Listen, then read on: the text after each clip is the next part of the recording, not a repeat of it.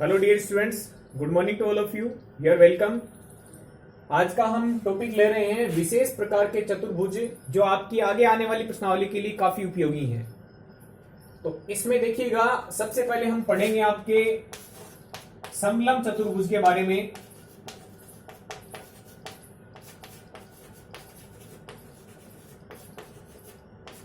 तो ये आकृति देखो कैसी होती है तो चतुर्भुज, लेकिन समलंब चतुर्भुज नाम दिया गया है। तो क्या खास बात है इसमें देखिएगा, यदि आपको दो भुजाएं समांतर मिल जाएं और दो भुजाएं असमांतर मिलें तो वो चतुर्भुज आपका समलंब चतुर्भुज होता है।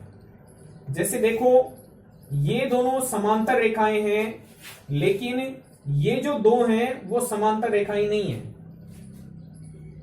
यदि हम चतुर्भुज के संदर्भ में बात करें तो ये इसकी भुजाएं कहलाएंगी। तो इसकी ये दो सम्मुख भुजाएं समांतर नहीं है, लेकिन ये दो सम्मुख भुजाएं समांतर हैं। समांतर होने का मतलब क्या है कि इनको आगे पीछे बढ़ाएं तो ये कभी नहीं कटेंगी, ये बराबर में ऐसे चलती रहेंगी। तो ये समांतर भुजाएं हैं।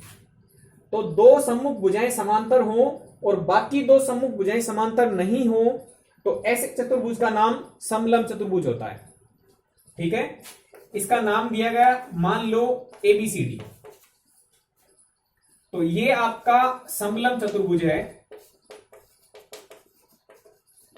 और इसमें आप ये देख सकते हैं कि जो AB भुजा है वो समांतर है आपकी BC के।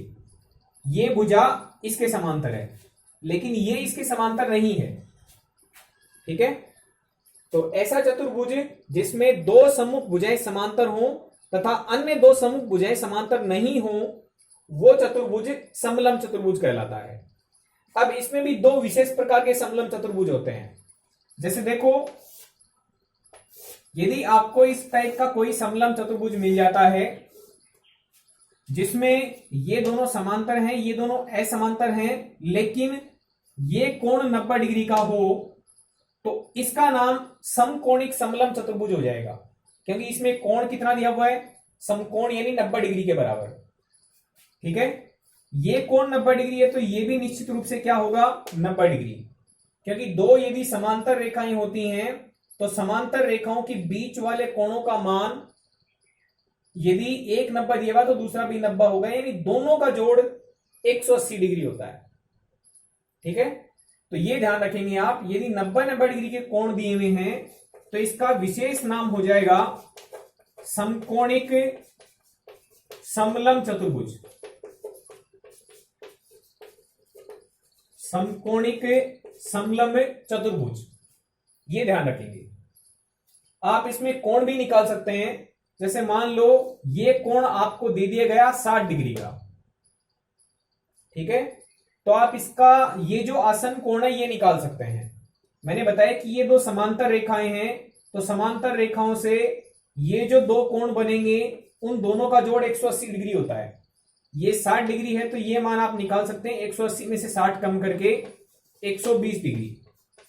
तो ये कोण 120 डिग्री हो जाएगा। यहां पर भी यदि ये कोण आपको दे दिया जाए 130 डिग्री या फिर 150 डिग्री, संभव नहीं है। ये मान लो आप 40 डिग्री का कोण दिया हुआ है। ठीक है, तो 140 में हम कितना जोड़ेंगे कि 180 हो जाएगा, क्योंकि दोनों समांतर रेखाएं हैं। तो 140 और 40 डिग्री यानी 180 डिग्री हो जाएगा। ऐसे यदि ये दो समांतर रेखाएं हैं, यहां का कोण आपको दे दिया जाए 130 डिग्री, तो ये कोण आप आसानी से बता सकते हैं कितना होगा, 50 डिग्री। क्योंकि इन दोनों कोणों का जोड़ भी कितना होना चाहिए, 180 डिग्री। तो ये एक विशेष प्रकार का समलंब चतुर्भुज है। एक और होता है, यदि आपको ये दो समांतर भुजाएं दे दी जाएं और ये जो दो असमांतर भुजाएं हैं उनकी लंबाई समान दे दी जाए। ध्यान दीजिएगा, ये दो समांतर हैं, ये दोनों असमांतर हैं। समांतर नहीं है मतलब असमांतर है। तो इनकी लंबाई यदि बराबर दे दी जाती है तो इसको हम बोलेंगे समद्विबाहु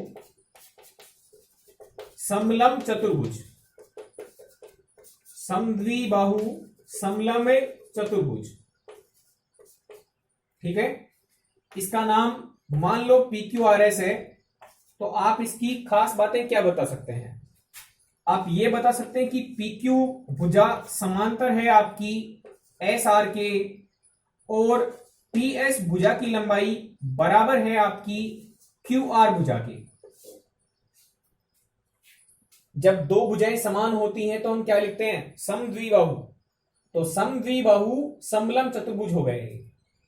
ठीक है, तो ये आपको दो विशेष प्रकार के समलम चतुर्भुज थे, इनका नाम और डायग्राम याद होना चाहिए। यदि कोण निकालने की हमें जरूरत पड़े तो कोण भी हम आसानी से बता सकेंगे। एक आपका जो दूसरा विशेष प्रकार का चतुर्भुज है वो पतंग है। इसकी आकृति देखो कैसी होती है। पतंग एक चतुर्भुज इस प्रकार का होता है कि इसमें ये दोनों आसन भुजाएं समान होती हैं, ये दोनों आसन भुजाएं भी समान होती हैं, ये दोनों असमान हैं, ये दोनों भी असमान हैं। ठीक है, ऐसी आकृति को हम पतंग बोलते हैं। तो जैसे मान लो इसका नाम आपका ABCD है, तो इसकी खास बातें क्या रहेंगी? हम यदि इसकी परिभाषा दें तो क्या बनेगी? ऐसा चतुर्भुज जिसमें आसन भुजाओं का युग्म समान होता हो। इन दोनों आसन भुजाओं से बना हुआ युग्म बराबर है और इन दोनों आसन भुजाओं से बना हुआ युग्म भी लंबाई में समान है। तो इसका मतलब ये दोनों भुजाएं समान हो, ये दोनों समान हो, तो ऐसा चतुर्भुज आपका पतंग कहलाएगा। ठीक है, तो इसमें खास बातें क्या रहेंगी? इसकी यदि कोई गुणधर्म आपसे पूछे तो आप बता सकते हैं कि AD की लंबाई बराबर होगी CD के, और ऐसे ही आप बोल सकते हैं AB की लंबाई बराबर होगी CB के। ये तो भुजाओं के बारे में गुणधर्म हो गया।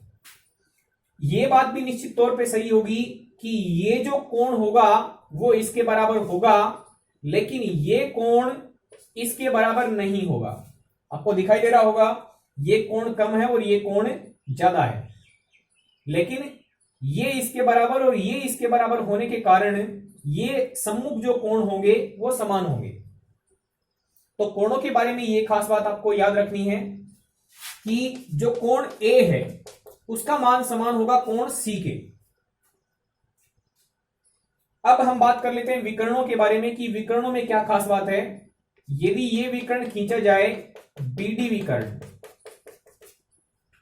और एक विकर्ण खींचा जाए AC विकर्ण, तो आपको ऐसा लगेगा ये टुकड़ा छोटा है और ये टुकड़ा बड़ा है, लेकिन ये टुकड़ा इसके समान लंबाई का दिखाई दे रहा है। ठीक है, तो देखो क्या गुण बनेगा। गुण ये बनेगा कि ये टुकड़ा AO बराबर होगा CO के। यानी हम क्या लिख सकते हैं विकर्ण के बारे में? बड़ा विकर्ण छोटे विकर्ण को समद्विभाजित कर रहा है, और वो भी 90 डिग्री पर कर रहा है। आपको इन दोनों के बीच में कोण कितना दिखाई दे रहा है? यहां पे 90 डिग्री का। तो हम क्या लिखेंगे कि बड़ा विकर्ण छोटे विकर्ण को लंबवत यानी 90 डिग्री पर लंबवत समद्विभाजित करता है। ध्यान रखें, छोटा है वो बड़े वाले को समद्विभाजित नहीं कर रहा है, बड़ा जो विकर्ण है वो छोटे वाले को लंबवत समद्विभाजित कर रहा है। तो ये आपको पतंग के बारे में विशेष तौर पे बातें याद रखनी है। ओके स्टूडेंट्स, अगली जो आकृति है आपकी वो है समांतर चतुर्भुज। जो तीसरे नंबर पे है वो आकृति आपकी आप पढ़ेंगे समांतर चतुर्भुज। तो देखिएगा इसमें क्या होता है। यदि आपको चतुर्भुज में आमने सामने वाली भुजाएं समांतर मिल जाएं तो वो चतुर्भुज आपका समांतर चतुर्भुज होता है। यानी ये दोनों भी समांतर मिल जाएं और ये दोनों भी समांतर मिल जाएं तो आप बोलोगे ऐसा चतुर्भुज समांतर चतुर्भुज होता है। ध्यान रखें, समलम चतुर्भुज में केवल एक जोड़ा समांतर होता है और समांतर चतुर्भुज में दोनों ही जोड़े समांतर होते हैं। ये जोड़ा भी समांतर होगा और ये जोड़ा भी समांतर होगा। एक बात और नोटिस करें, ये इसके बराबर होगी और ये भी इसके बराबर होगी। ठीक है, तो आप इसमें यदि गुणधर्मों की बात करें कि इसके क्या गुणधर्म होंगे, तो पहली बात तो हम कर लेते हैं भुजाओं की। तो आप लिखेंगे भुजाएं, या फिर ऐसे बोले कि सम्मुख भुजाएं। सम्मुख यानी आमने सामने वाली, सम्मुख भुजाएं परस्पर समांतर हैं तथा समान भी हैं।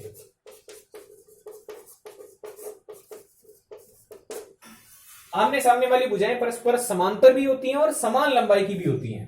तो जैसे मान लो इसका नाम ABCD है, तो आप लिख सकते हैं कि AB समांतर होगी BC के तथा AB लंबाई में समान होगी DC के। ऐसे ही आप लिख सकते हैं कि AD समांतर होगी BC के और लंबाई में भी AD समान होगी BC के। ओके स्टूडेंट्स, तो ये आपको ध्यान रखना है इसमें भुजाओं के बारे में। जो दूसरा हमारा गुणधर्मों में मकसद होता है वो कोणों के बारे में होता है।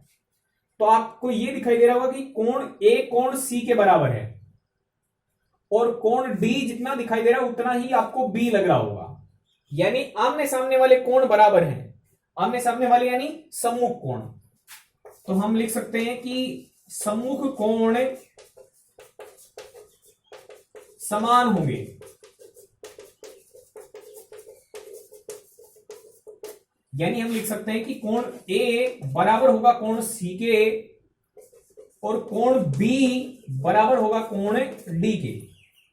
ओके स्टूडेंट्स, ये हमारी बात थी कोणों के बारे में। एक खास बात और याद रखें आप कोणों के बारे में कि जो आपके आसन कोण होते हैं उनका जोड़ बनेगा 180 डिग्री। यानी ये दो समांतर रेखाएं हैं या भुजाएं हैं, तो ये दो आसन कोण हैं, तो इन दोनों का जोड़ कितना होगा 180 डिग्री। ऐसे ये दो समांतर भुजाएं हैं, तो इन दोनों आसन कोणों का जोड़ भी कितना होगा 180 डिग्री।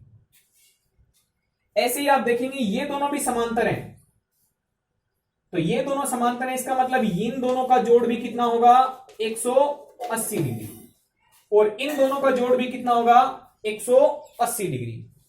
यानी आप साथ में ही कोणों के बारे में एक बात और लिख सकते हैं कि जो आसन कोण है, आसन कोण है यानी आसन कोणों का योग 180 डिग्री होगा। आसन कोणों का योग कितना होता है 180 डिग्री। आप लिख सकते हैं कि कोण A प्लस में कोण B बराबर होगा 180। ऐसे आप लिख सकते हैं कोण D प्लस कोण C ये भी बराबर होगा 180 डिग्री। कोण A प्लस कोण D ये भी 180 डिग्री होगा और कोण B प्लस कोण C ये भी 180 डिग्री होगा। ये कोणों के बारे में बात है। अब यदि हम भुजाओं के बारे विकर्णों के बारे में बात करें तो ध्यान से समझिएगा विकर्णों का क्या खास गुणधर्म है।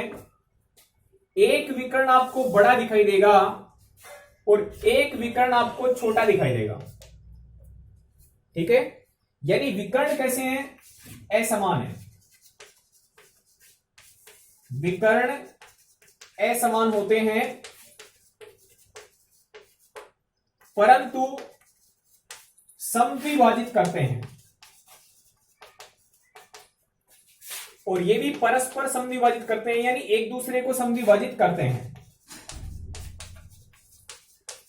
इसका क्या मतलब है देखो, ये मान लो बिंदु O है जिस पर विकर्ण दोनों प्रतिच्छेद कर रहे हैं, तो इनके भाग बराबर बनेंगे। यानी ये भाग इसके बराबर होगा और ये भाग इसके बराबर होगा। तो आप लिख सकते हैं कि AO बराबर होगा CO के और DO बराबर होगा BO के। ओके स्टूडेंट्स, तो ये विकर्णों के बारे में खास बात है।